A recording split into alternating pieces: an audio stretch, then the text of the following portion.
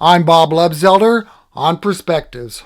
Our guest today is Conneaut City Manager Jim Hockaday, and we're going to actually do two shows because there's a lot going on in the city of Conneaut, and it's going to be hard to get it all in a half hour, let alone 15 minutes. But this week we wanted to talk about infrastructure.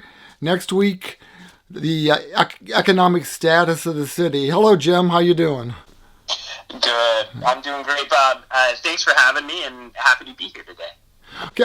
First, I want to talk about, as I said, infrastructure, and there's been a lot of road work, Lake Road, Broad Street. Can you kind of update us on what's been going on?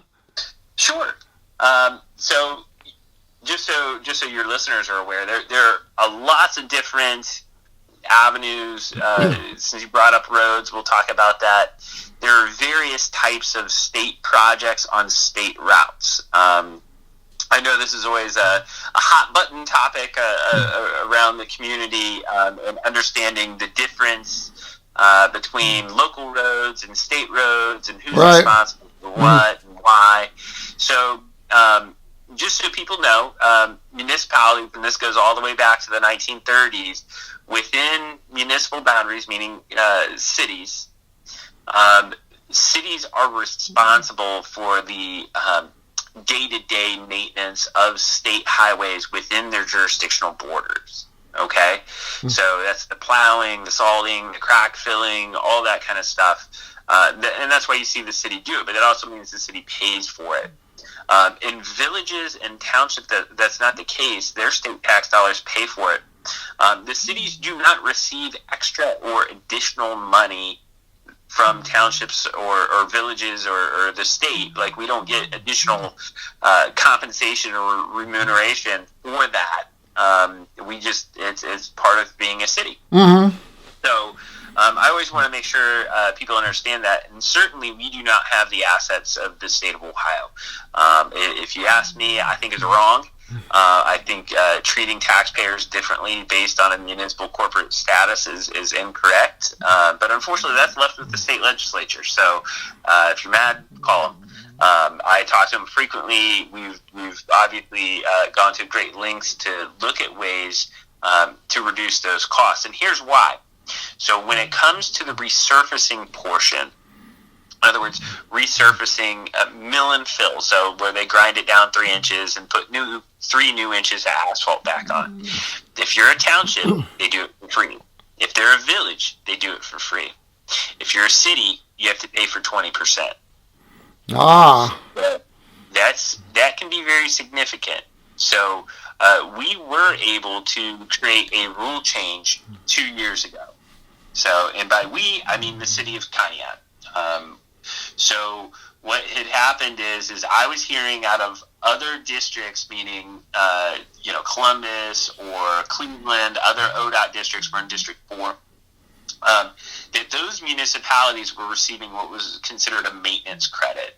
In other words, if they could show that they were doing crack filling and patching and that kind of stuff, that they could add the value of those maintenance activities, submit them for review to the state of Ohio, and receive a cash credit for that towards that 20% mark for a maximum of 10%. So why can't we do that? Well, our district was not honoring that. So I brought this up with our district, and they actually held a conference of all the districts in the state of Ohio, and they agreed to one common rule, which included the maintenance credit. So on the east side, where they did Route 20 east of the Viaduct Bridge, we received a maintenance credit there of 10%. Just to give you a concept of what that meant, is we received a maintenance credit valued at about $185,000. So 10% of that project on the east side was $185,000. So that was about a 1.8. I know that's expensive. Yeah. And we too received that on Broad Street, Route 7, north of Jackson, up to Lake Road, and Lake Road over to Whitney. That job cost about $3.8 million. So we had to pay $385,000 for that portion of the project. That was our 10%, but we did receive the 10% maintenance credit. Mm-hmm. So those are obviously big jobs. They're wrapping up Broad and Whitney. I think if you drove by there today, you'd probably see them out there doing the manhole and casting adjustments. So there's 30 manholes that are being adjusted. I believe 9 water valve boxes and 7 monumentation boxes are being adjusted. So they're doing that now. So I think they're looking for a final punch list by October 16th for Conneaut Paving to wrap up, and we'll go from there. What's next? And just so you know, the urban paving program, we don't control the timing or what streets that they do or when they do them. So, people would say, well, Route 20 West is worse. Oh, it's bad. but I don't get to choose. Right. So it's not my state route. It's not the city of Conneaut state route. It's the state of Ohio's state route, and they dictate to us the time, the method, the everything. So, unfortunately, we just have to kind of bear with it, do the best that we can. That is slated to start in 21, which is West Main. So everything from the Viaduct Bridge to the Amboy Bridge. So that's about a 7-mile run there. I have not gotten estimates for our 20% share, but I would imagine even 10% will be close to $1 million. Sure. That we will have to pay as the city of Conneaut, as taxpayers in Conneaut, to that project. And that will also exempt the area from Parish Road to Gore Road, which is set for full depth repair.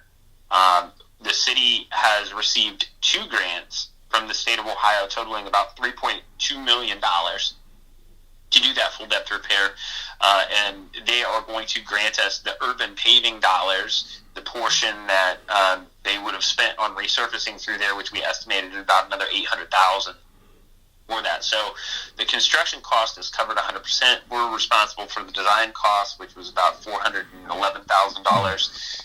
And then ODOT will have inspection costs, which we are required to pay ODOT for their inspection of the project, which we anticipate to be about another $250,000. So all told, that project is about $4.75 million to repair that. People go, my God, why does it cost that much? A lane of asphalt built in the state highway configuration is usually about $1 million a mile. So if you have 4 lanes, you're looking at $4 million a mile.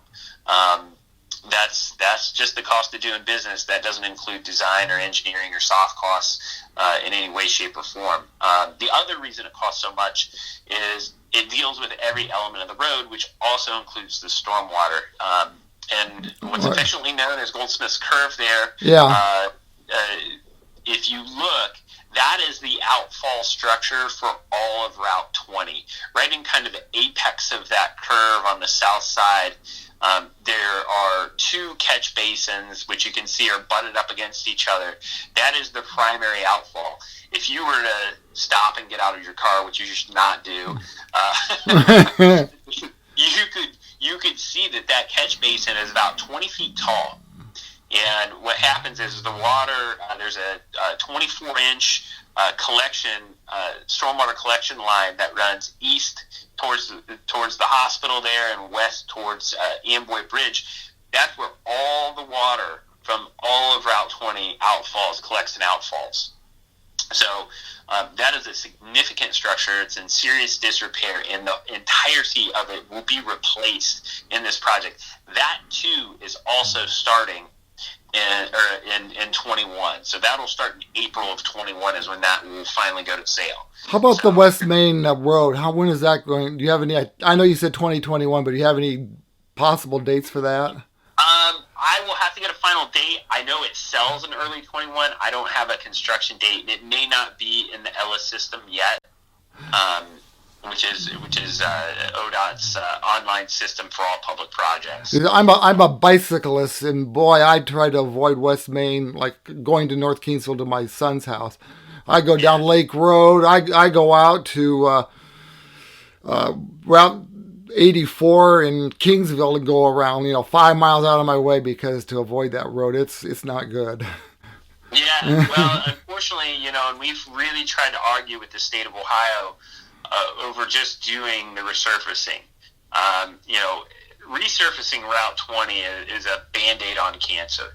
Because it all needs fully replaced. So for the majority of it, east of the Viaduct Bridge and kind of west of where it turns into West Main, where 20 and Main Street rejoin, that is a composite road. It is a concrete substrate with a asphalt overlay on it, and unfortunately, the the concrete's what's bad. So it doesn't matter how pretty you make the asphalt on top look. The concrete is moving or is disintegrated to the point where it's just not a stable structure for a road bed. So even the stuff they did on East Main last year, it's already got transverse cracking all the way across the road bed. So, in another 5 to 7 years, it'll look bad again. And here, we're taking taxpayer dollars, we're spending all this money because ODOT says it has to be resurfaced, and we're not really addressing the issue. What we need to do is we need to rip it out and replace it like what we're going to be doing from Parish to Gore. Do you know what they did in Ashtabula on Route 20 as far as... Yep, that was a small cities. Are you talking about Ashtabula or Ashfield Township? Ashtabula, the city. Did they rip everything out, or are they just doing the Band-Aid thing? West of the bridge there? Yeah. Yes, that was a small cities project. That little run that was probably not even a mile in length was about $3.8 million for them to replace that. I know the city of Ashtabula was talking about this a few years ago, and they ended up putting a levy on the ballot for streets because the money they had allocated just wasn't enough to do anything, and it passed. Does the city of Conneaut have a street levy? I can't remember now. I know they did one time. We do have a street levy. We have a $3.5 million street levy, which unfortunately only generates about $480,000 annually. So that's not much. No. It's virtually nothing. Hey, and understand, people get really upset if we take those street levy dollars and we're spending them on non-residential streets or spending them on state routes. But honestly, it's all of our maintenance responsibility. Right. So yeah, it's very burdensome. The increase in gas tax that we received last year, the increasing basically covers and services the debt on these new projects. Wow. That's all it's doing. So at some point, we will have to talk about it. People have to realize that, that levy value hasn't changed in 20 years, and the cost of just skyrocket and roads is significantly more than it's been, and we don't control those costs. So, it's just a question of, I'm mad about the roads. Well, how mad? Are you willing to pay for it or no? And that's a question that will have to come before the voters at some point. Obviously not this year and probably not next year because there's a couple of years left on that levy. It was renewed, I believe, a year or two ago. So, Jim Hockaday is our guest. We've only got about a minute left. I know we haven't just scratched the surface. Talk about the bike lane a little bit as to why that was done, because I think it's great. I know that there were some complaints at the last council meeting about it. Yeah, well, I mean, that's something, making things more bicycle friendly. It's actually part of, when we looked at our 2018 comprehensive plan, I'd tell people to take a look at that. That's where we met with everybody in the public. We created a system of priorities over what needed to be done, and that was one of them. So, I don't want to spend a ton of time on it. We've only got about 30 seconds, so. Yeah. Well, I'll tell you, we can move beyond roads. We've done more capital improvements on infrastructure. We've only talked about roads. We haven't talked about water. We haven't talked about sewer. We haven't talked about any of those things. We've done more capital improvement in the last 5 years than we did in the previous 20. So, there has been a lot going on. We're getting a lot done, and we're doing a great job of matching out those expenses with grants. We received another $1.8 million in small cities money to replace Broad Street between 20 and Jackson, the concrete section. Including the intersection there. So that'll be a forthcoming fiscal year 2024 Okay, project. We got to go. We'll pick it up in the next show. Thank you very much, Jim Hockaday. All right, thank you, bud. I'm Bob Lebzelter on Perspectives.